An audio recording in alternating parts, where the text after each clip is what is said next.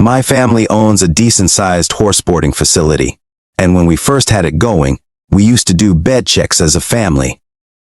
Bed check is just making sure all the lights and fans were off, as well as looking at the horses for injuries and if they had blankets during the winter. Well, we had just gotten back from eating out, and it was a moonless night during the fall. As we stepped out of the truck, this large, light gray mass stood up and took off, loping towards our pastures. It was about the size of a single cab pickup truck. That was the general shape. I couldn't make out many more details. If I were to describe it, I'd take the description the kids used to attack the block. Big alien, gorilla, wolf, motherfucker. It had a bushy tail and was stacked like a gorilla, with big front arms and small back legs. But for some reason, it always gave me a wolfish vibe when I think back on it. It made no noise other than hitting the ground as it ran. The only other proof that it was real to us was that the horses that were turned out that night screamed and stampeded across the pasture they had jumped into. We did a double count of all the horses that night, and not a single one was missing. I still have yet to see it again, and I hope I never do, or at least there is some explanation for it. So this happened about a month ago. I live alone, and it is extremely rare that I ever feel nervous about being alone late at night. Well, one night, I just had this incredibly uneasy feeling. So much so, in fact, that, even though I'm a smoker, I decided not to smoke before bed like usual. I checked the locks on all my windows and doors before going to bed.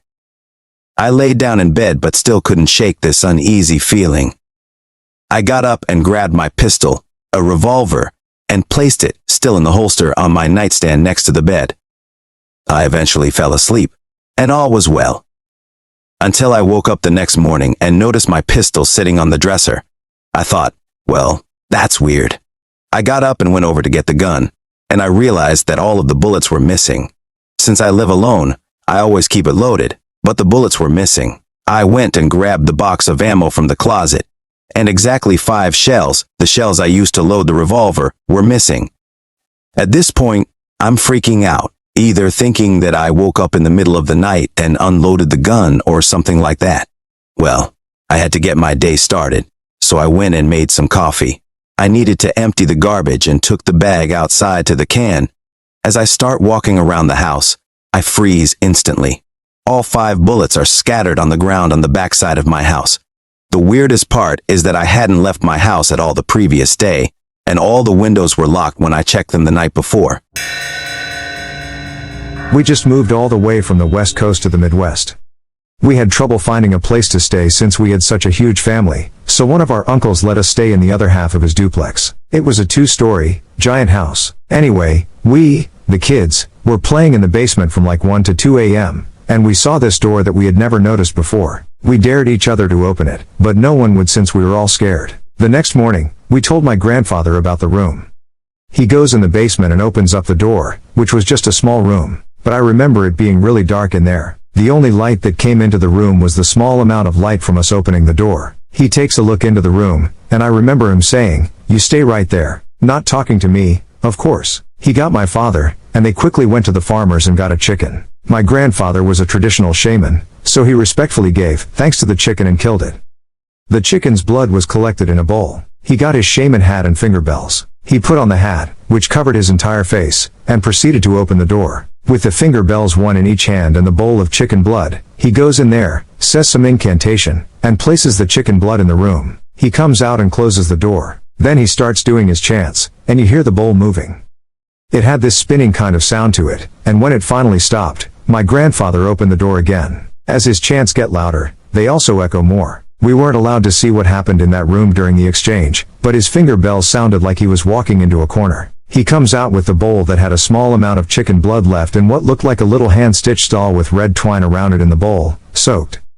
I remember clearly that the little doll was soaked in blood. He takes a match and lights the doll on fire in the bowl. He tells my father to make sure to bring it outside and don't let the fire die out until he gets outside. I still don't know how the bowl with the chicken blood was on fire. I doubt chicken blood would catch fire, so the only thing I could think of was the doll. Once my father left, I got a look into the room, and you can faintly see that most of the chicken blood splattered around the room.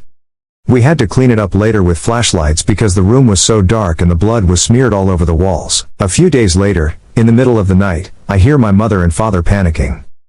There was a ton of smoke in the house. We went out of the room to check up on what was happening, and my father was running back and forth from the bathroom to get the pail of water to where the smoke was coming from. My mother gathered all of us outside and called the fire department. We all got outside except for my grandfather, who was nowhere to be found. My dad quickly ran back into the duplex, and what seemed like a few hours later, he came out carrying my grandfather on his back.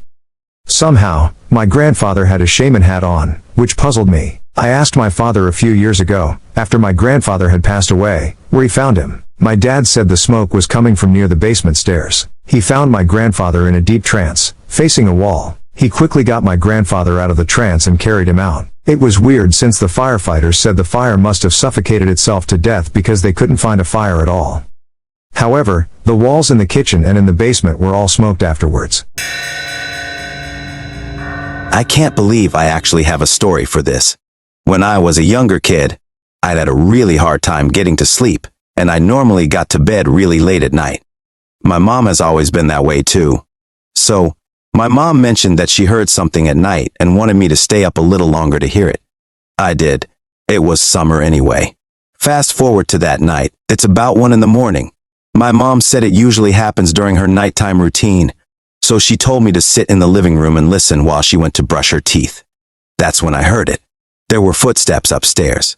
You could hear the footsteps start at the window in my parents' room, then walk away towards the other bedroom, my baby's sister.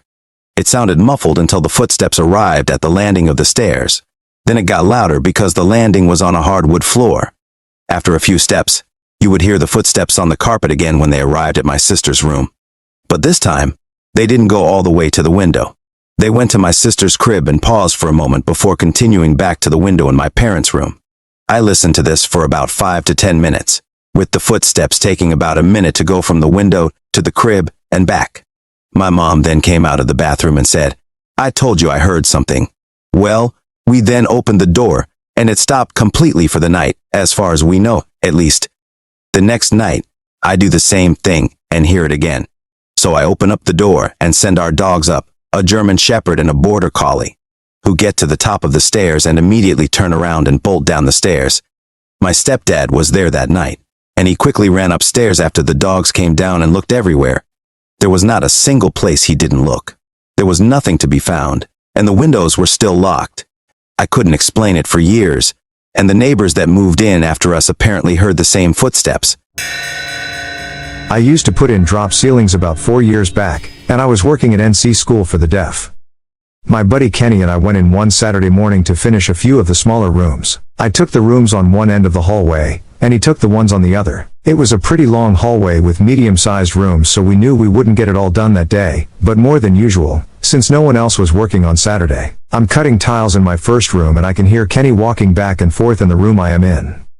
After I finished cutting, in the border tiles for the first room, I walked down to the other end of the hall to see how things were coming along, and he proceeded to ask me if I was ever going to get to work, that I had just been making noise or grunting in the room next to him. Now keep in mind that this place was very empty, as in we had the keys and had to unlock them to get in. It all kind of happened really quickly, but we both heard something run past the open door and I swear I caught a glimpse of something.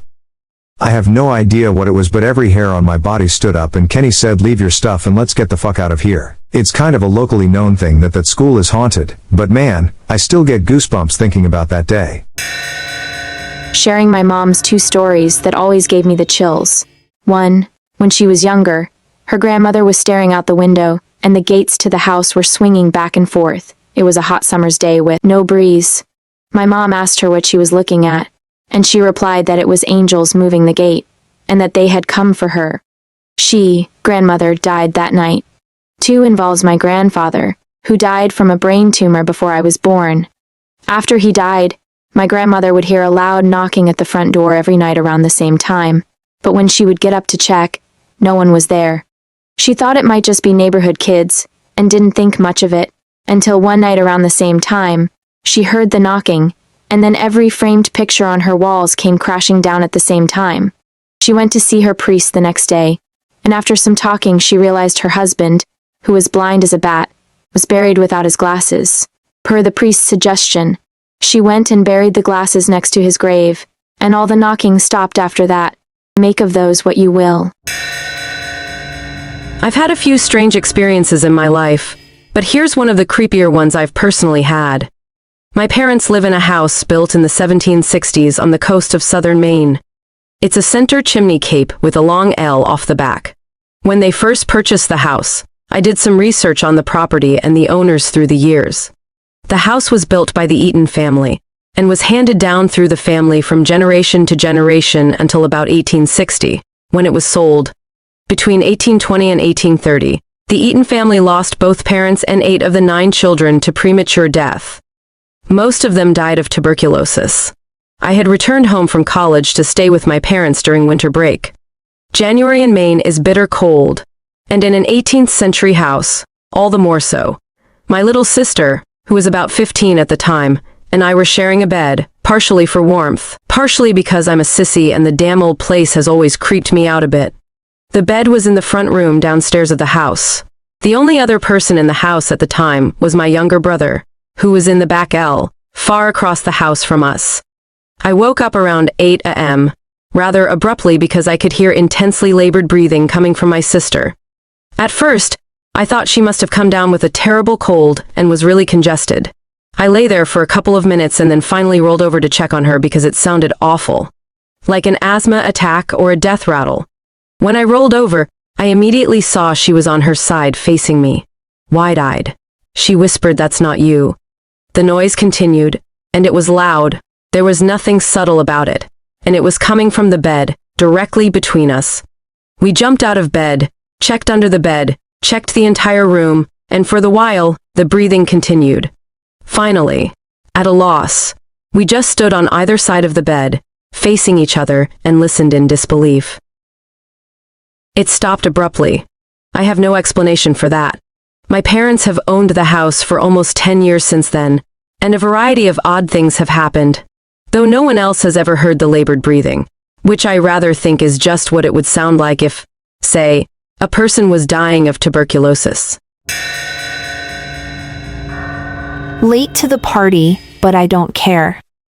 My friend called me from her new phone in a different state while I was at the grocery mart. 10 minutes into the call suddenly breaks up, but instead of being loud static or silence, it sounds like quiet warbling and hushed voices. I couldn't make any of it out until I heard what sounded like an emotional "call me, please call me." It freaked me right out, so I hung up, thinking my mind was just filling in the gaps in the white noise. She called me back a minute later and I instantly blamed her for falling out. I was in the makeup aisle, which has the best service in the store.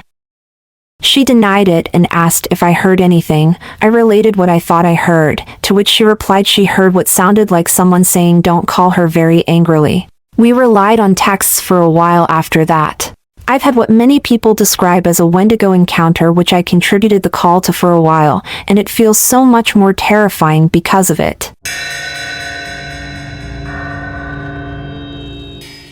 Thanks for watching. Don't forget to like and subscribe for more scary stories.